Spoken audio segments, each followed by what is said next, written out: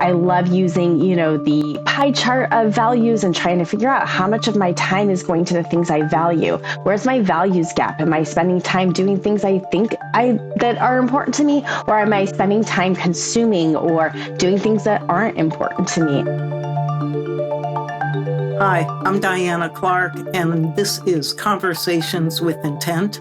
I am your host, and today's guest is Michelle Massi, who will be speaking with us from California about being a clinician specializing in treating anxiety, obsessive compulsive disorder, obsessive compulsive spectrum, using predominantly a modality that has been around a while that has shifted. We call that cognitive behavioral therapy. Welcome, Michelle Massi, to Conversations with Intent.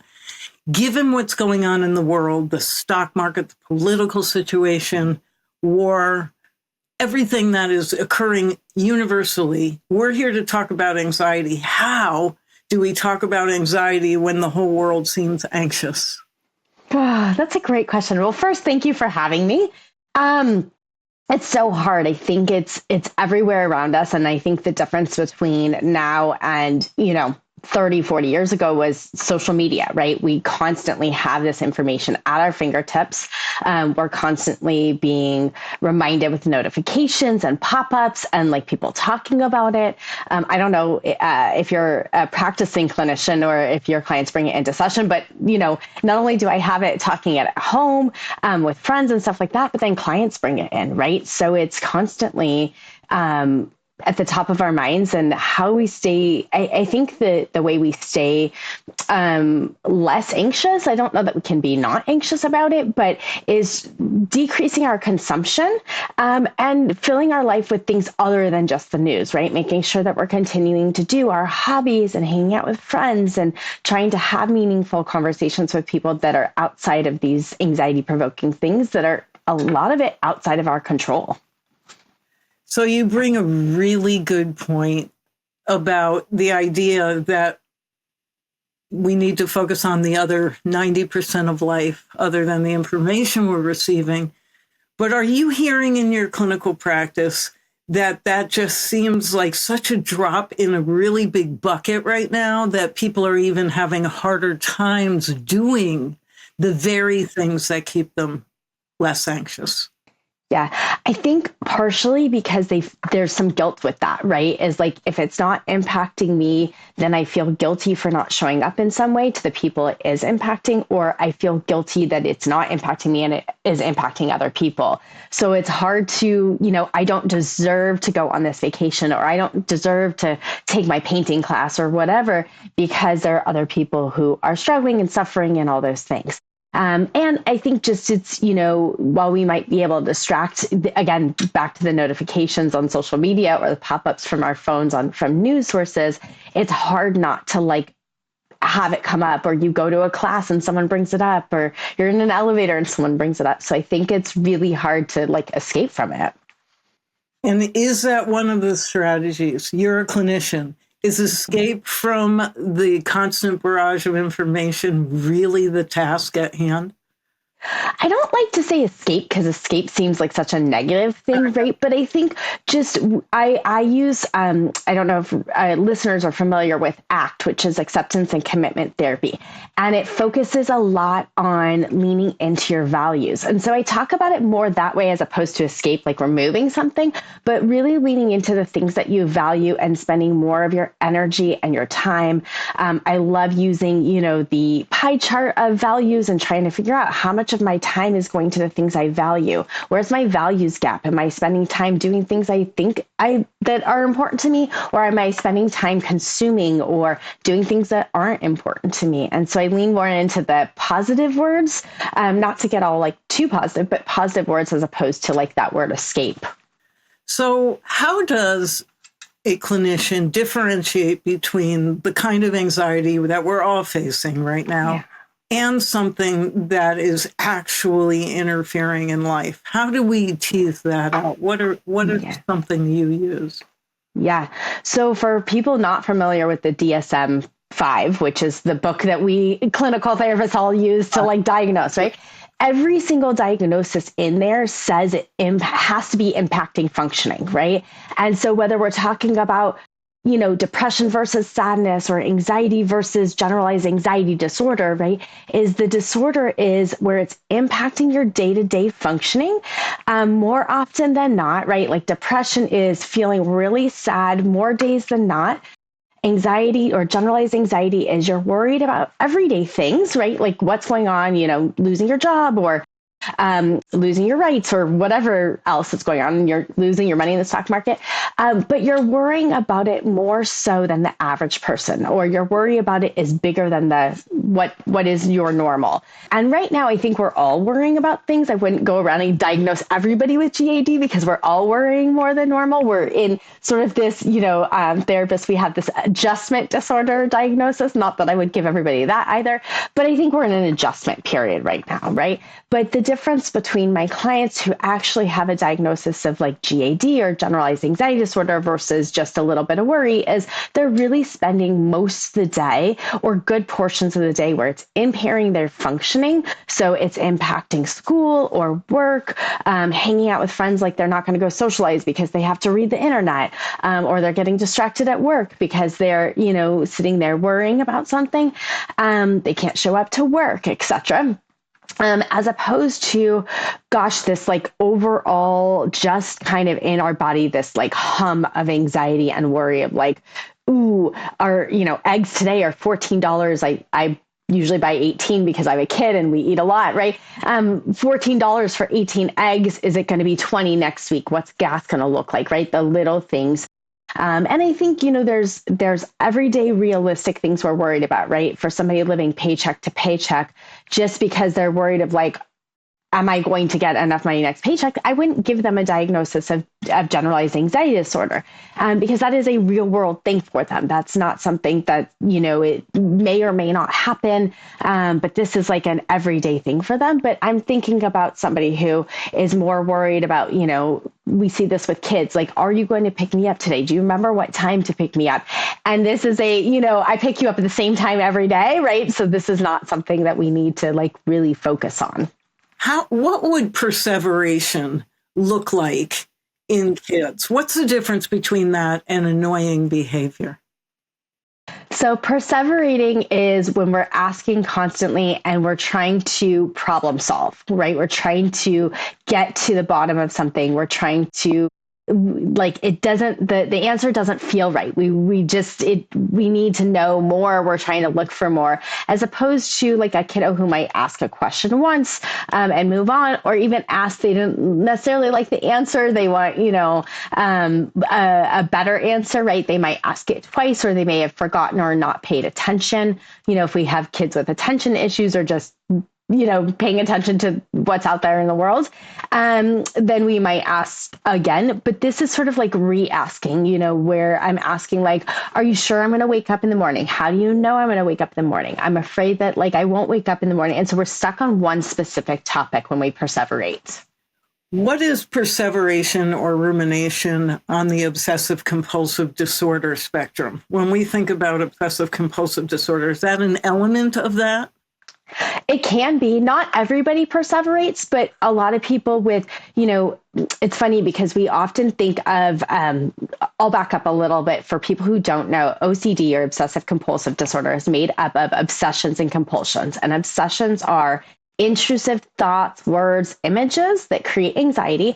And then a compulsion is any behavior we do to decrease that distress or anxiety or get away from it, right? And that can look like a physical one. We often see people hand washing or checking door locks, things like that. But it can also be avoidance of situations. It can be seeking reassurance. It can be what we call this rumination or perseveration, which often confuses people because if we're doing it in our mind, we think of it as an obsession, but it's really to decrease that anxiety. So we might be perseverating, it could be when I get off this podcast, right? Did I do a good job? Did I sound stupid, right? What is wrong, right? All those things, right? I could perseverate on that. Did she like me? Don't answer because I don't want the reassurance. So it can be things like that. It can be, did I check the lock? Did I lock the door when I left the house and perseverating on what that looks like, going through all the emotions.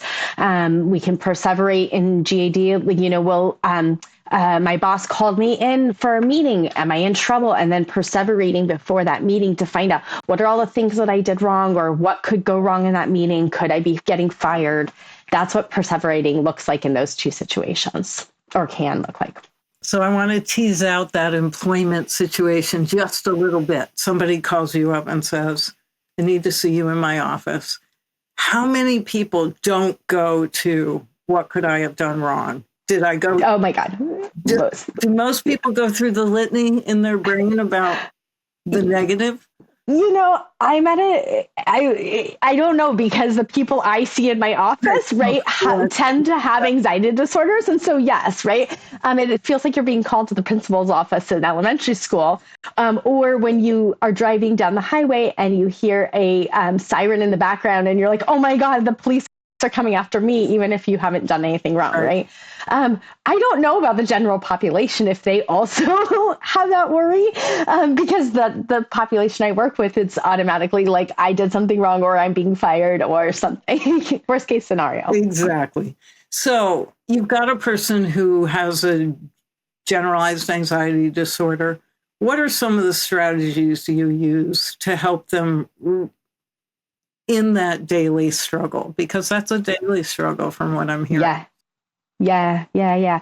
So a couple of things. I particularly use cognitive behavioral therapy, which is the gold standard for treating generalized anxiety disorder, as well as the other anxiety disorders. And so part of that is teaching people the cognitive aspect, so that our thoughts and feelings impact our behaviors, and they all three actually impact each other, right? And so if we can recognize our thought process and interrupt, then we can change the outcome. We can't control our thoughts and we can't control our feelings, but we can control our behaviors. So that's behavioral aspect, but we can recognize, if my thought is, oh my God, I'm being called into my boss's office, I'm going to get fired. I can look at that and say, is that a realistic thought, or am I catastrophizing? Right? So we have a list of thinking errors. And we ask our clients, right, is what are we engaging in any thinking errors right now, right? And if there is a thinking error, are there other options, right? Are there other thoughts that could be? And this one's particular to social anxiety, so I'm going to switch diagnoses real quick. But this is the one I like to give because it's so relatable to everybody. Is if I'm walking down the street and I see you and I wave, and you don't wave back, if I have probably any anxiety, but especially social anxiety, my first thought is going to be, oh my God, she hates me. She doesn't like me anymore. It's not going to be like oh, she didn't see me. Right. And if we can look at that, it's like, it's possible you don't like me, or you're mad at me. It's also possible that you didn't see me. You were lost in thought. You're having a bad day and don't want to stop and talk to me because of something on your mind. Right. And so because of that, we have to recognize the other possibilities that are just as possible as my fear of you don't like me. And so we go through those possibilities and it's like, okay, it didn't fix the problem. It's not rainbows and sunshine, but now I have alternative thinking.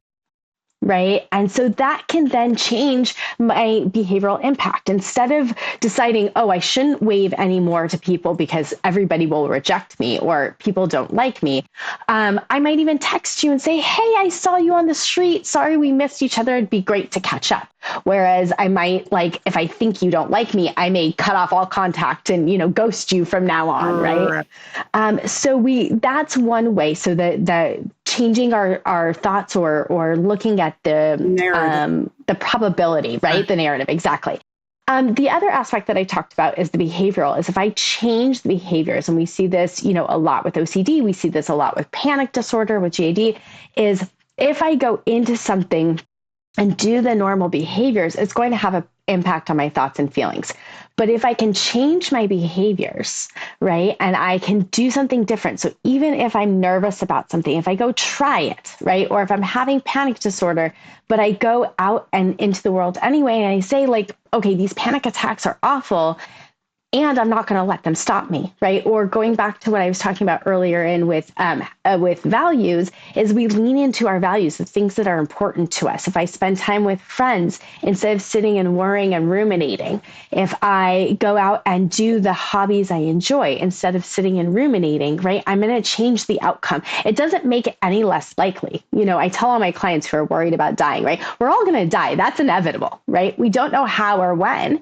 And we can decide, am I going to sit in my house and worry about when or how, or all the things about what happens after death? Or am I going to go out and hang out with friends and go take a painting class or a knitting class, or spend time with my son at the museum, etc. Right? So how often in a session do you hear when you're suggesting that kind of journey to somebody, but you don't understand? I can't. Yeah. It does happen often, right? For the clients who've worked with me for long enough, they know I get it, I think. And, it just, but this time is different, right? I hear that a lot. And, my question always back to my clients is, what narrative in your world have you heard of you can't handle these? Right. Why can't you handle the anxiety? What has told you, or what have you learned where you can't do hard things, that you can't handle difficult things, that if something bad or catastrophic happens, you can't put one foot in front of the other? Right. And really, when I say that narrative, I find that most of my clients recognize, like, okay, it's scary. And right, like, I can be afraid and I can do hard things. Like, it's not, I have to be afraid, or I'm afraid, so I can't. It's not, we can't wait until that fear passes, because it might not pass until we learn something new. So let's talk about ERP for OCD. We're getting into Alphabet City a little bit. So tell me a little bit about that. What's that? Yes. Treatment? So ERP is exposure and response prevention therapy. And it's exactly what it sounds like, is I'm exposing my clients to the things that make them anxious, or the things that are causing distress. Deliberately. Deliberately. Yeah. And the response prevention is not engaging in the compulsions they've always done. Because what happens with doing compulsions is we're now reinforcing our obsessions and our worries, right? We have, like, if I go back and check that lock a bajillion times, I'm reinforcing that thought that I didn't lock it, or something bad is going to happen if I don't check. Whereas if I don't engage in that behavior, I am now teaching myself either the bad thing didn't happen, or I can handle when the bad thing happens, right? So we're trying to change what we've learned, or what we believe, in that exposure, right? And it's hard because, the example I give my clients all the time is, if you were to come upon a bear in a forest, what we've always learned is you run away very fast, get away from that bear as fast as possible. And what exposure and response prevention therapy is really teaching you is go hug that bear, become friends with that bear. And that sounds crazy, right? And my clients, when I first describe it, or even as we're practicing exposures, they're looking at me like, are you really serious, right? And really what they learn is, we can be friends. Don't be friends with a bear in real life, but we can be friends with the bear in exposure and response prevention therapy. We can actually handle these scary things. And so that's, I'm describing it and it sounds very easy. It's not. And I recognize it's not. It's simple, but it is hard, because we're fighting the things that we most fear. I think one of the things that has always triggered my empathy for somebody with obsessive compulsive disorder is that their brain is basically on a search constantly for the thing that's going to make them safe. So they must be triggering that fight or flight. And the idea that they have to be brave enough to move, even in fight or flight, through that feeling and do that very same thing is awe-inspiring to me.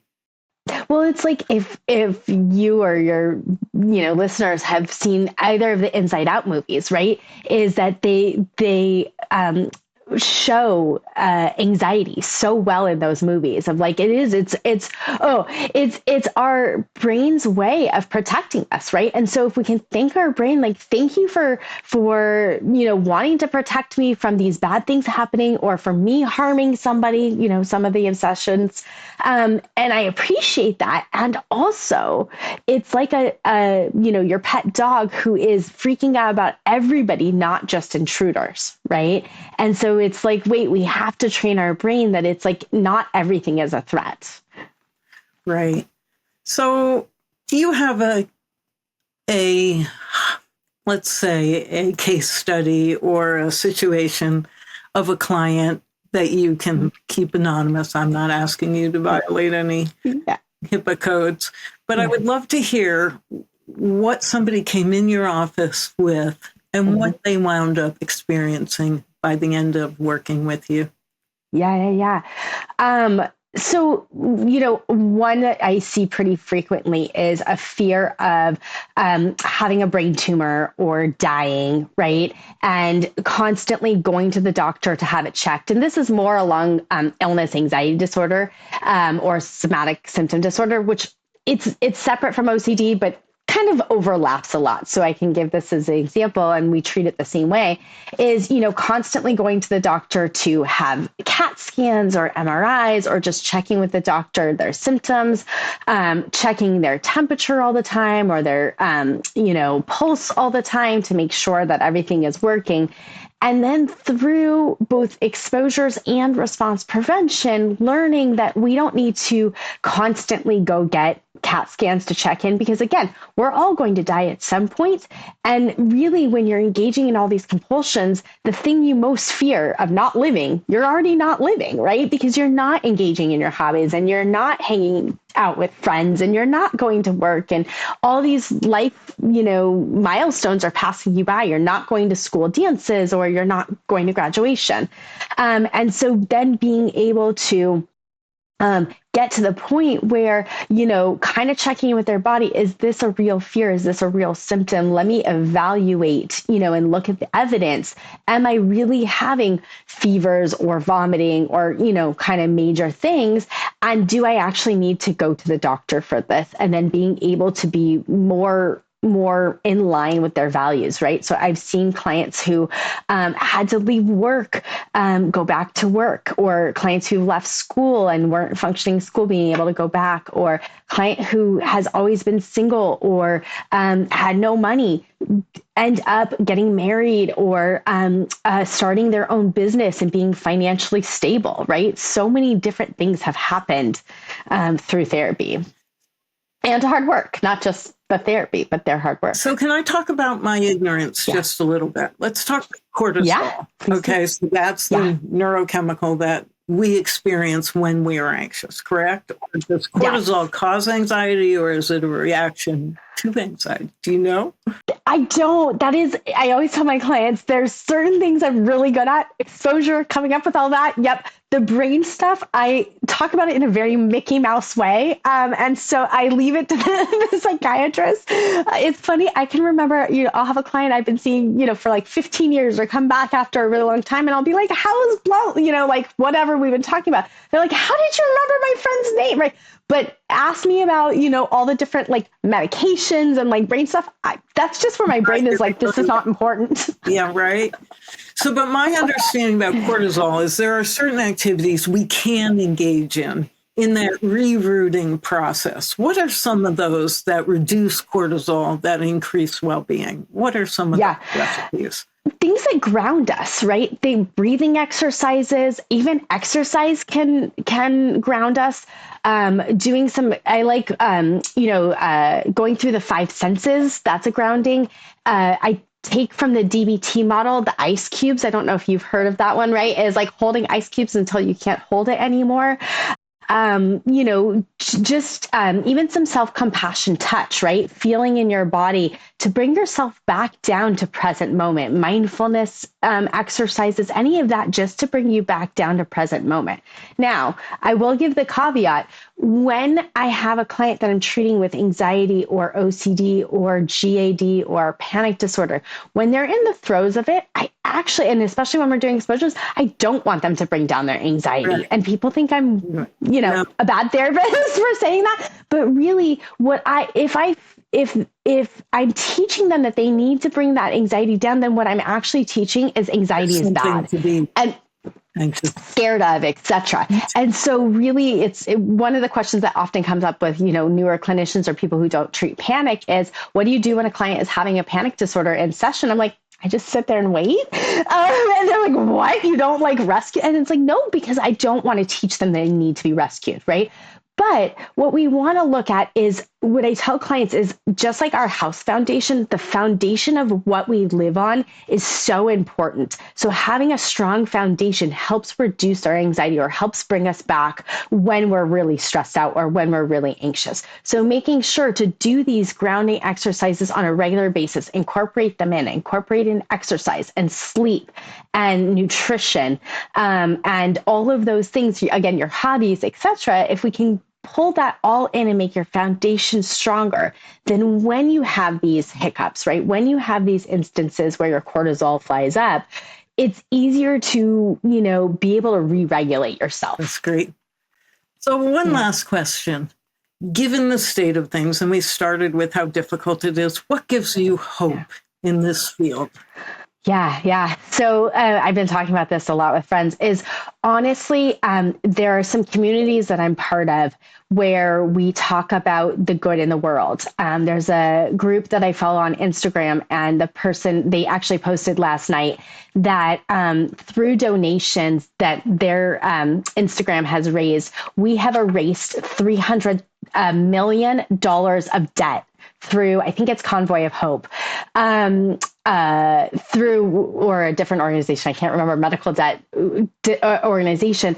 And it's cool to be part of an organization or a group on Instagram, right, that is raising money for that or other, right, Convoy of Hope, or I forget, there's a feeding, a food one as well. And it's lovely to be part of that, because it's like there are people who are just, through small donations, being able to impact so many people, right? And I'm part of a charity organization where we're raising money for cancer research, funding cancer research, and to see that research grow over time, right? And those young investigators become, scientists later on and researchers, and see the impact that they're having. Those are the things that give me hope, because there are good people. There's a book I recently read called The Small and the Mighty, and she talks about the people that had actually significant impact on our world and on America specifically, they're small because we've never really heard of them. And I think that just reminds me that anybody can do something big, even through something really tiny. I love that. Thank you, Michelle Massi. You're welcome. For joining me. Thank you for having me.